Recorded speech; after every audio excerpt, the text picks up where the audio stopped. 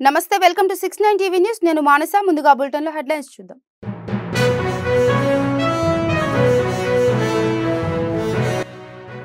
SLBC టన్నెల్లో 19వ రోజు కొనసాగుతున్న సహాయక చర్యలు మానవ ప్రయత్నాలతో పాటు రోబోల సహాయం తీసుకుంటున్న అధికారులు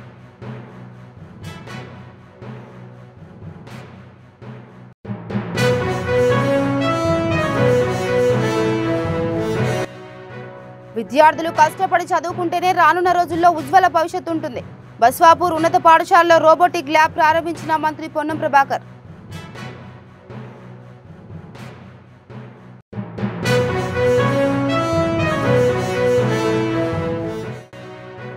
గత ప్రభుత్వంలో పోలీస్ చట్టాలు వైసీపీ నాయకుల కాళ్ల కింద నలిగిపోయాయి 5 ఏళ్ల జగన్ పాలనలో అనేక దారుణాలు కల్లారా చూశామన్న ఎమ్మెల్యే సోమిరెడ్డి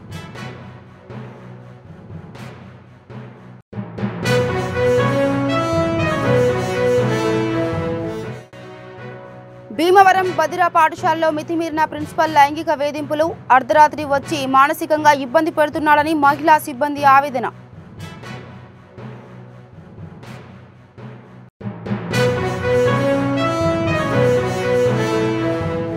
ఇక డీటెయిల్స్ వెళ్తే నాగర్ కర్నూలు జిల్లాలోని ఎస్ఎల్బీసీ టన్నెల్లో సహాయక చర్యలు ముమ్మరంగా సాగుతున్నాయి ఇప్పటికే టన్నెల్ నుంచి ఒకరి మృతదేహాన్ని వెలికి తీశారు మిగిలిన 7గురి కోసం గాలింపు చర్యలు కొనసాగుతున్నాయి మానవ ప్రయత్నాలతో పాటు ఇప్పుడు రోబోలను కూడా సహాయక చర్యల్లో భాగం చేశారు 19వ రోజు సహాయక చర్యల్లో రోబోలు వాటి బృందాలు అనుమానిత ప్రాంతంలో ప్రవేశించి తవ్వకాలు చేస్తున్నాయి మరోవైపు లోకో ట్రైన్లో బృందాలు టన్నెల్ లోపలికి వెళ్లి గాలిస్తున్నాయి కేరళ నుంచి వచ్చిన కాడవర్ జాగిలాలు కూడా తమ వంతు సహాయం అందిస్తున్నాయి 14 బృందాలు ఈ సహాయక చర్యల్లో పాల్గొంటుండగా సింగరేణి కార్మికులు ఇందులో కీలకంగా వ్యవహరిస్తున్నారు ఆదివారం రాబిన్స్ కంపెనీలో టీబీఎం ఆపరేటర్ గా పనిచేస్తున్న గురుప్రీత్ సింగ్ మృతదేహం లభించగా మిగతా 7గురి కోసం గాలింపు చర్యలు కొనసాగుతున్నాయి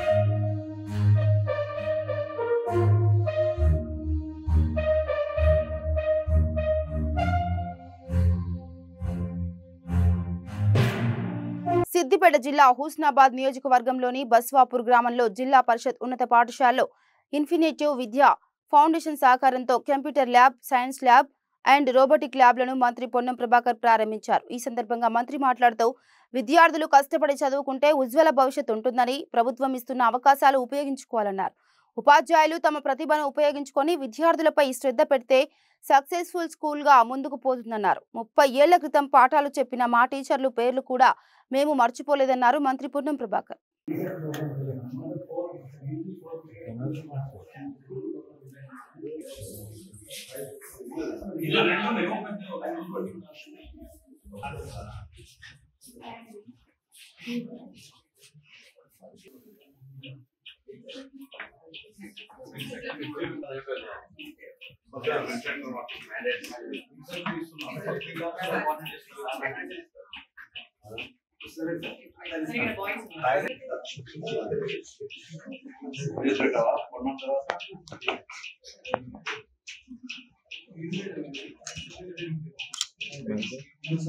ఇస్తున్నటువంటి అవకాశాన్ని ఉపయోగించుకొని కొంత శ్రమపడి చేయండి మీరు అడుగుతున్న కార్యక్రమాలన్నీ కూడా నేను ఇక్కడ ఉన్నటువంటి గ్రామ పెద్దలందరూ ఉన్నారు పొలిటికల్ సంబంధం లేదు గ్రామ పెద్దలందరూ కానీ టీచర్లు కూడా అసిస్టెన్స్ ఇస్తే బయట బస్సులు బంద్ అయ్యి పిల్లలంతా ఇక్కడ చదివితే 2 రూములు 4 రూములు మళ్ళీ అకాడమిక్ స్టార్టింగ్ వరకు కట్టిస్తాం వాటర్ ప్లాంట్ ఇస్తాము కోర్సు అన్ని బయట ప్రైవేట్ స్కూల్ ఏమైనా అంతకని మండలంలో ఈ బస్వాపూర్ అనేది రోల్ మోడల్ స్కూల్గా ఉండడానికి కొరకు కూడా కౌన్సిలింగ్ చేయండి టీచర్స్ మీరు ఆ విశ్వాసం ఇవ్వాలి ఫస్ట్ మొత్తం ఒకసారి మార్చలేం కావచ్చు సమాజంలో బస్వాపూర్ స్కూల్లో మీకు కావాల్సినటువంటి అదనపు గదులు ఎన్ని కావాలన్నా డ్రింకింగ్ వాటర్ ఇష్యూ అయినా ప్లే గ్రౌండ్ అయినా ఇంత ఓపెన్ ప్లేస్ ఉన్నటువంటి పరిస్థితులలో బ్యూటిఫుల్ స్కూల్ నడపవచ్చు మీకు మళ్ళీ చెప్తాను నేను పిల్లల కంటే ఎక్కువ మీకు సంబంధించిన బాధ్యత మీరంతా వెల్ ట్రైన్డ్ వెల్ ఎక్స్పీరియన్స్డ్ మొత్తం ఎగ్జామ్స్ రాసి గుర్తు చేసుకో. మీరంతా ఫిల్టరేషన్ అయిన తర్వాత ఉద్యోగాలు వచ్చినాయి. మీ ప్రతిభ పట్ల నాకు ఎటువంటి అనుమానం లేదు. కానీ ప్రతిభను ఉపయోగించి చొరవ తీసుకొని సమయాన్ని కేటాయించడం. నేను మీ కుటుంబాన్ని వదిలిపెట్టుకొని ఇక్కడ మొత్తం వీళ్ళకి త్యాగం చేయమంటారు. కుటుంబాలే వారికి సంబంధించిన వ్యవహారం చేసుకుంటూ వీళ్ళ మీద శ్రద్ధ పెట్టినట్టయితే తప్పకుండా వీళ్ళు డెఫినెట్లీ సక్సెస్ఫుల్. ఇప్పుడు మేము మా పాత చదువు చెప్పిన వాళ్ళను వైసీపీ ప్రభుత్వ హయాంలో హోంశాఖ తాడపల్లి ప్యాలెస్ లో లోటస్ ప్యాన్ లో ఉండిపోయిందని, పోలీస్ చట్టాలు వైసీపీ నాయకుల కాళ్ల కింద నలిగిపోయాయని సర్వేపల్లి ఎమ్మెల్యే సోమిరెడ్డి చంద్రమోహన్ రెడ్డి ఆరోపించారు. అసెంబ్లీలో ప్రసంగించిన ఆయన ఐఏఎస్, ఐపీఎస్ల హక్కులు, అధికారాలు నిర్వీర్యమైపోయాయని ఆయన తెలిపారు. 5 ఏళ్లలో జరిగిన అనేక దారుణాలను కల్లారా చూశామని, తన నియోజకవర్గంలోని సర్వేపల్లి గ్రామంలో 6 ఎకరాలకు పైగా భూములను ఎకరాకు 35 లక్షల చొప్పున అమ్మేసుకున్నారని, అమాయకులు, నిరక్షరాస్యులైన గిరిజనులకు న్యాయం చేయడంతో పాటు వారికి రక్షణ కల్పించాల్సిన బాధ్యత మన ప్రభుత్వంపై ఉందని అన్నారు. ఎమ్మెల్యే సోమిరెడ్డి చంద్రమోహన్ రెడ్డి వారిని పరామర్శించేదానికి మా యువ నాయకుడు లోకేష్ బాబు గారు వస్తే మేమందరం ఆయనతో కూడా రోడ్లో నడిచిపోయినామని మా అందరి మీద కేసులు పెట్టే పరిస్థితి వచ్చింది అధ్యక్ష. అంటే నడిచిపోకూడదు. అమరావతి అక్క చెల్లెళ్ళు పాదయాత్ర తిరుమలకి చేస్తుంటే పొదలకూరు మండలం తిరిగిపోయేటప్పటికి ఒక ఓపెన్ రోడ్డు పక్కన ఉండే ఒక ల్యాండ్లో టెంట్లు వేసి మేము భోజనాలు పెట్టించేదానికి మిట్ట మధ్యాహ్నం ఎండలో వేస్తే పోలీసులు వచ్చి ఆ టెంట్లు పెరికేసి మీకు పర్మిషన్ చూపించండి అని పెరికేస్తే రోడ్డు మీద అక్క చెల్లెళ్ళు రోడ్డు మీద భోజనం చేయాల్సిన పరిస్థితి చెట్ల కింద నిలబడి అటువంటి దుర్మార్గాలన్నీ మేము చూసాం అధ్యక్ష. ఇది ఒకసారి ఒక ఇల్లీగల్ మైనింగ్లో, ఇంకొకటి గ్రావెల్. సర్వేపల్లి రిజర్వాయర్లో విపరీతంగా గ్రావెల్ ఎత్తేస్తున్నారు వితౌట్ పర్మిట్. మా వాళ్ళు 10 మంది పోయి ఆ మెజర్ చేసి దానికి ఎంత లోతు ఎంతని టేప్ ఎత్తుకోపోతే వాళ్ళ మీద దాడి చేసి వాళ్ళ మీద రౌడీ షీట్లు ఓపెన్ చేసిన పరిస్థితి. ఆఖరాన మేము సమాచార చట్టం కింద ఆర్టీఐ కింద పెడితే ఎవరి మీద ఉండే పర్మిట్లు మాగుంట శ్రీనివాసురెడ్డి ఒంగోలు ఎంపీ మీద కూడా పర్మిట్లు తీసుకొని ఆయన ఫోర్జరీ సంతకాలు పెడితే ఈరోజు విచారణ జరుగుతుంది అధ్యక్ష. ఇటువంటి ఘోరాలు నేరాలు మనం ఎప్పుడు చూడలే. ఆ కరిముల్లా ఉదయగిరి నారాయణని చంపేసిన కాక అంటే అతనికి ఆ రోజు కోవిడ్ నడుస్తుంది, ఎవరనే చూడ్డు. ఎవరో పిల్లలు 22 ఏళ్ల పిల్లోడు ఉస్మాన్ వెంకటాచలం ఎక్కడో చెట్టు కింద బీరు తాగుతున్నారు 2-3 ఫ్రెండ్స్తో. ఇతను పోయి కొడితే అతను ఒళ్ళంతా నొప్పులతో 22 ఏళ్ల కుర్రోడు, పెళ్లి కాని కుర్రోడు ఇంటికి పోతే వాళ్ళ అమ్మ చెప్పింది, ఓపెన్గా చెప్పింది, అయ్యా రాత్రి ఒళ్ళు నొప్పులు కరిముల్లా ఎస్ఐ కొట్టాడు అని అంటే నేను కాపటం పెట్టాను, ఉదయం లేచేటప్పటికి మంచం మీద శవంగా తేలాడు అని చెప్పింది. ఇంకొక కుర్రోడు 45 సంవత్సరాలు షాజహాన్ పక్కన కనుపూరు. ఆ కోవిడ్ టైంలో ఒక షెడ్లో, అంటే రైతులు పంప్ చేసుకునే షెడ్లో చీట్ల ప్యాక్ ఆడుతుంటే 3-4 ఇతను కొడితే పక్క రోజు అంతా వాళ్ళ భార్య తల్లి ఎతికితే ఒక గెనం పక్కన డెడ్ బాడీ ఉంటే అది తీసుకుపోతే మేమందరం వాళ్ళని మా తెలుగుదేశం మైనారిటీ సెల్ అధ్యక్షుడు నంద్యాల నుంచి కూడా పిలిపించాం. ఆ కుటుంబాలన్నీ పరామర్శించాం, మేము చేయగలిగిన చిన్న సాయం చేశాం. అదే కరిముల్లా బంగారం దొంగతనం కేసులు దొరికి మొన్న సస్పెండ్ అయినాడు. నెల రోజులకి రీఇన్స్టేట్ అయినాడు. 3 హత్యలు. నేను హోమ్ మినిస్టర్ గారిని ఒకటే అడుగుతుండా, మా ముఖ్యమంత్రి గారు ఉండారు అడుగుతుండా, నేను వాళ్ళ మీద కక్ష కాదు, ఇటువంటి చెయ్యి దుందుడుకు ఉండి ఇప్పటికి 3 చంపేసి ఒక గిరిజన్ పనికి రాకుండా పోయినాడు కొడితే అతను. ఒక గిరిజన్ ఈరోజు పెళ్లి లేదు ఏమీ లేదు, ఆ బ్రెయిన్ దెబ్బతిని. అటువంటి అతని మీద సిఐడి 3 హత్యకి కారకుడైన వ్యక్తి మీద సిఐడి ఎంక్వైరీ చేయించాలా? అంత ఘోరమైన చరిత్ర ఉండే వాళ్ళని శిక్షించాల్సిన అవసరం ఉంది, ప్రజలకి రక్షణ కల్పించాల్సిన అవసరం ఉంది అధ్యక్ష. నేనేమంటానంటే ఈ మా అమరావతిలో వాళ్ళతో కూడా నడిచినందుకు మా మీద కేసులా? కరుణాకర్ ఆత్మహత్య చేసుకుంటే వాళ్ళ కుటుంబాన్ని. రాష్ట్రంలో సులభతర వాణిజ్యం, కంప్లైంట్స్ రిడక్షన్ అంశాల్లో ఆంధ్రప్రదేశ్ను ఉత్తమ రాష్ట్రంగా తీర్చిదిద్దేందుకు అవసరమైన చర్యలు తీసుకుంటున్నట్టు ప్రభుత్వ ప్రధాన కార్యదర్శి విజయానంద్ తెలిపారు. రాష్ట్ర సచివాలయంలో కేంద్ర కేబినెట్ సెక్రటరియట్కు చెందిన రాష్ట్రానికి నోడల్ అధికారిగా ఉన్న సెక్రటరీ కోఆర్డినేషన్ వందన గుర్నాని ఆధ్వర్యంలో సంబంధిత శాఖల కార్యదర్శులతో సమీక్ష సమావేశం నిర్వహించారు. ఈ సందర్భంగా సిఎస్ మాట్లాడుతూ ఇటీవల కాలంలో రాష్ట్రంలో సులభతర వాణిజ్యానికి సంబంధించి వివిధ శాఖల్లో పెద్ద ఎత్తున సంస్కరణలు ప్రవేశపెట్టడం జరిగిందని తెలిపారు.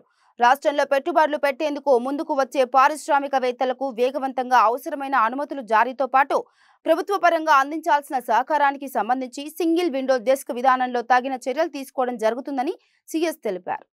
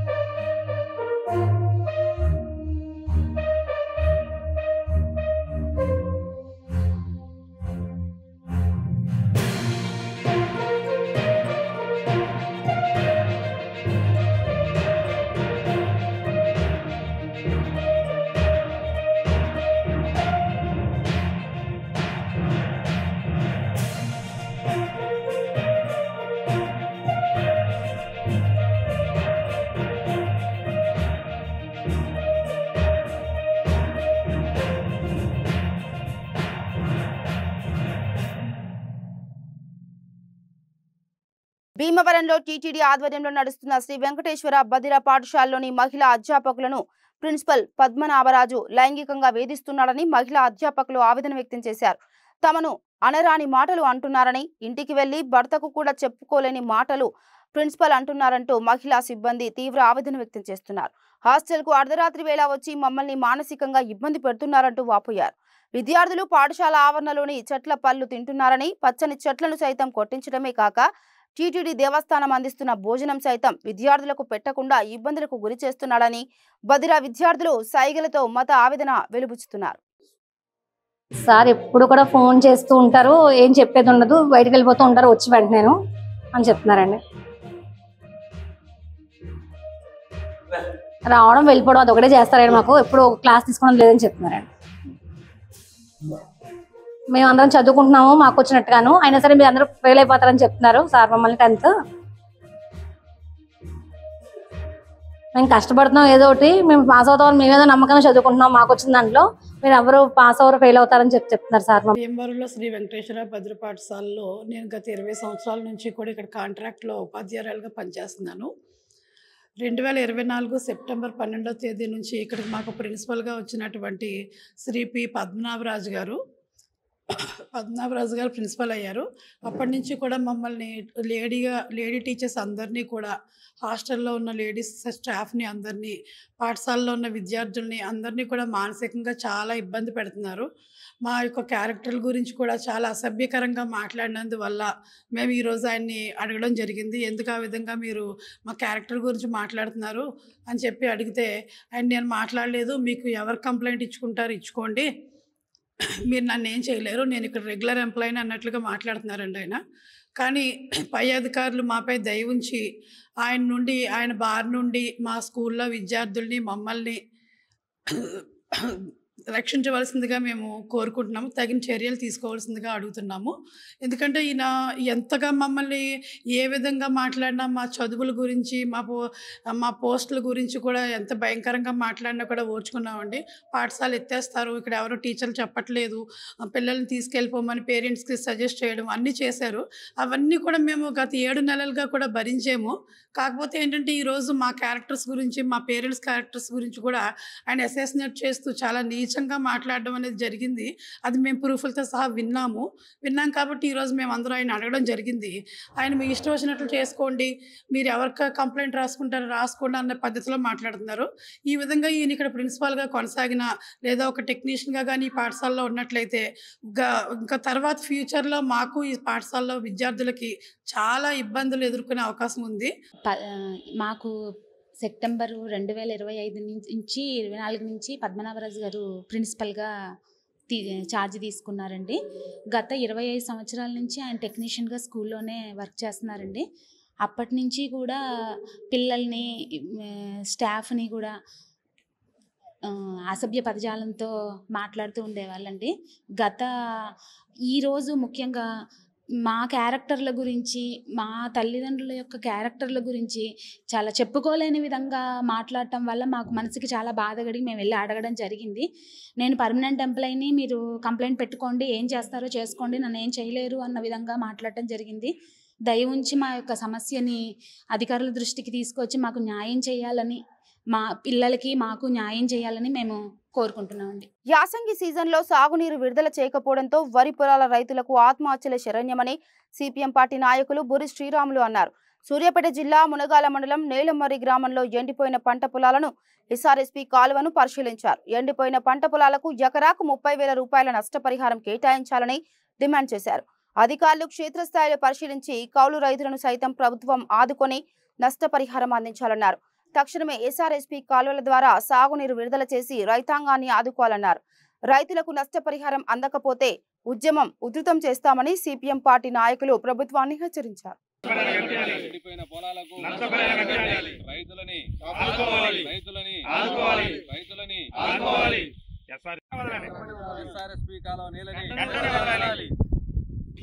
ఎకరానికి 30,000 నష్టపరిహారం, ఎకరానికి 30,000 నష్టపరిహారం,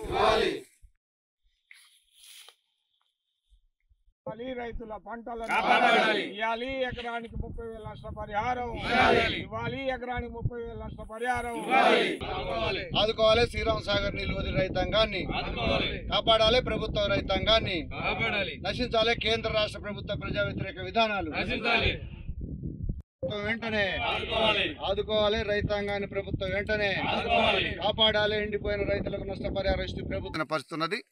ప్రతి ఎకరానికి 30,000 రూపాయలు నష్టపరిహారం ఇవ్వాలని చెప్పి మేము డిమాండ్ చేస్తున్నాం, రిక్వెస్ట్ చేస్తున్నాం, ప్రతిపాదిస్తున్నాం. ఇవాళ వెంటనే ప్రభుత్వం దీని మీద స్పందించి కలెక్టర్లని, తహసీల్దార్ గారిని ఈ గ్రామంలో ఇవాళ మునగాల మండలం కావచ్చు, నడిగూడ మండలం కావచ్చు, మోతే కావచ్చు, సూర్యాపేట జిల్లాలో ఎండిపోయినటువంటి పొలాలు ఏవైతే ఉన్నాయో రైతులను ఆదుకోవడం కోసం ఖచ్చితంగా ఎంక్వైరీ చేసి వాళ్ళని ఆదుకోవాలని చెప్పి మేము డిమాండ్ చేస్తున్నాం. సిపిఎం పోరుబాటలో భాగంగా రేపు సూర్యాపేట జిల్లా కలెక్టరేట్ని 26వ తారీఖు నాడు ఈ రైతాంగ సమస్యల మీద, ప్రభుత్వం ఇచ్చినటువంటి హామీలన్నిటి మీద కూడా కలెక్టరేట్ ముందు ధర్నా చేయడానికి మేము సిద్ధమై ఉన్నామని. రోజు ఎండిపోయిన పొలాలు ఎండిపోయినాయి. కనీసం అరకొరకు ఉన్నటువంటి పొలాలని కాపాడటానికి ఎమ్మటే శ్రీరామ్ సాగర్ నీళ్ళని విడుదల చేసి మిగిలిన పొలాలని, పంటల్ని కాపాడాలని చెప్పి మేము డిమాండ్ చేస్తున్నాం. ముఖ్యంగా ఉత్తమ్ కుమార్ రెడ్డి గారు ఈ జిల్లా మంత్రిగా ఉన్నారు. రాష్ట్ర వ్యాప్తంగా మరి రైతాంగ సమస్యలను పరిష్కరిస్తామని చెప్తున్నటువంటి మంత్రి గారికి మేము రిక్వెస్ట్ చేస్తున్నాం. రైతాంగ సంఘం నుంచి, వామపక్షాల, కమ్యూనిస్టు పార్టీల తరపు నుంచి కూడా, ప్రజల తరపు నుంచి, రైతుల తరపు నుంచి ఖచ్చితంగా వెంటనే నీటిని వదిలి ఈ పొలాలని, ఎండిపోయిన పొలాలు ఏదైతే ఉన్నదో వాటికి 30,000 రూపాయలు నష్టపరిహారం తప్పకుండా ఇవ్వాలి.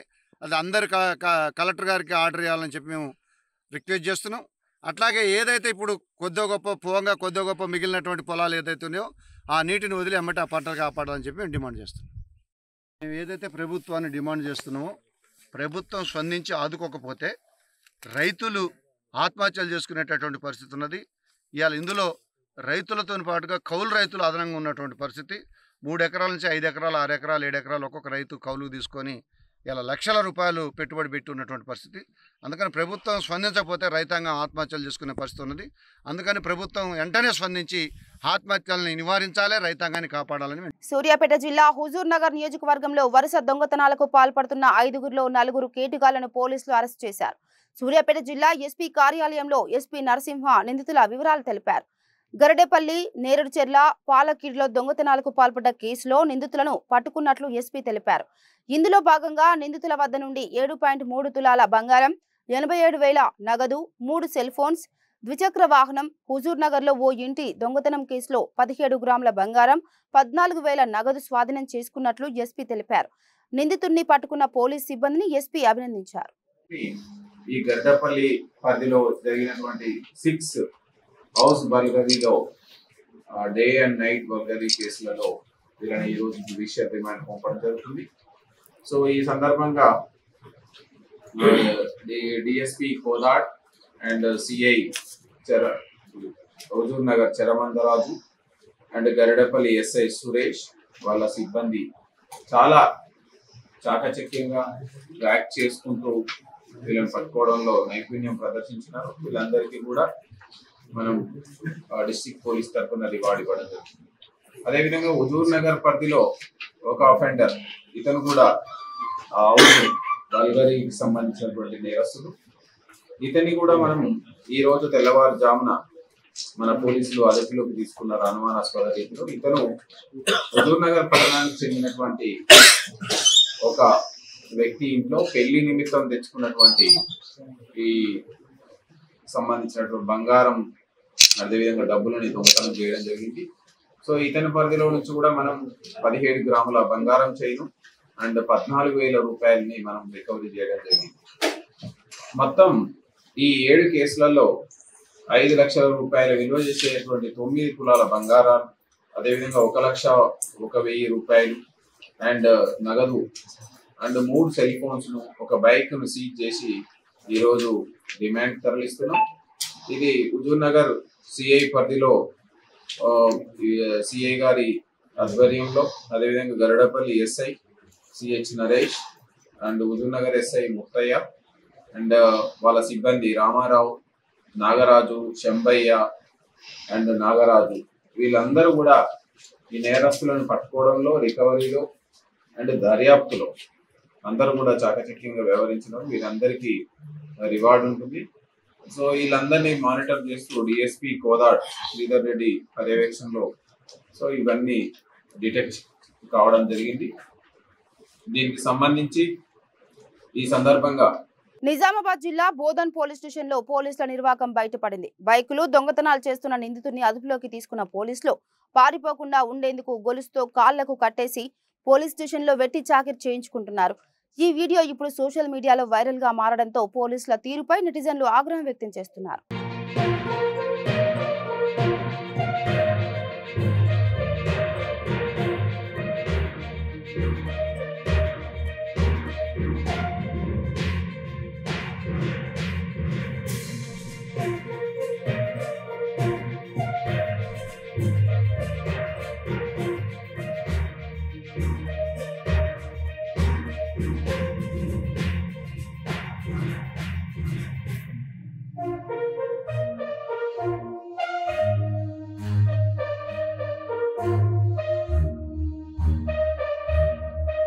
జోగులాంబ ఆలయ ఈవో పురేందర్, ప్రధాన అర్చకుడు ఆనంద్ శర్మల అవినీతిపై సమగ్ర విచారణ జరపాలని డిమాండ్ చేస్తూ హిందూ ధార్మిక సంఘాల ఆధ్వర్యంలో తెలంగాణ ప్రభుత్వం దేవాదాయ శాఖ కార్యాలయం ముందు పెద్ద ఎత్తున నిరసన వ్యక్తం చేశారు. ఈ సందర్భంగా వారు మాట్లాడుతూ దేవాదాయ శాఖ మంత్రి కొండా సురేఖ వెంటనే స్పందించి ఆలయంలో అవినీతికి పాల్పడుతున్న వారిపై వెంటనే చర్యలు తీసుకోవాలని డిమాండ్ చేశారు.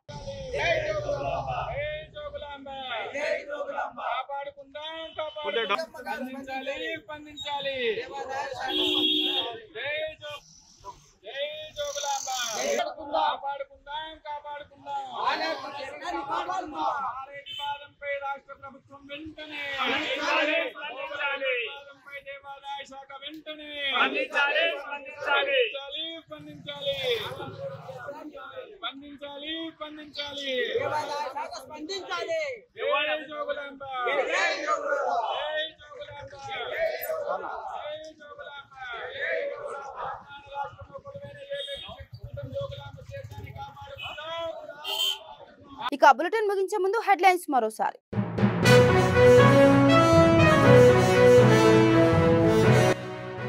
ఎస్ఎల్బీసీ టన్నెల్లో 19వ రోజు కొనసాగుతున్న సహాయక చర్యలు. మానవ ప్రయత్నాలతో పాటు రోబోల సహాయం తీసుకుంటున్న అధికారులు.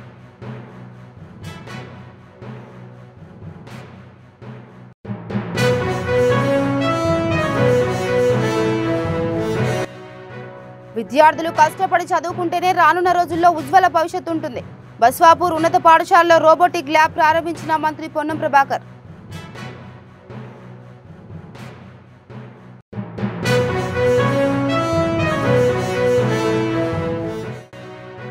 ఇక గత ప్రభుత్వంలో పోలీస్ చట్టాలు వైసీపీ నాయకుల కాళ్ల కింద నలిగిపోయాయి. 5 ఏళ్ల జగన్ పాలనలో అనేక దారుణాలు కల్లారా చూశామన్న ఎమ్మెల్యే సోమిరెడ్డి.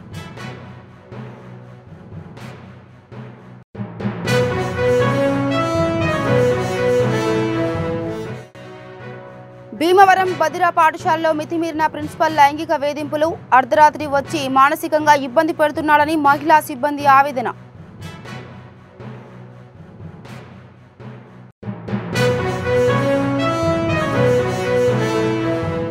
ఇవి బులెటిన్ అప్డేట్స్. మరో బులెటిన్తో మళ్ళీ కలుద్దాం. అంతవరకు చూస్తూనే ఉండండి 69 టీవీ న్యూస్. నమస్తే.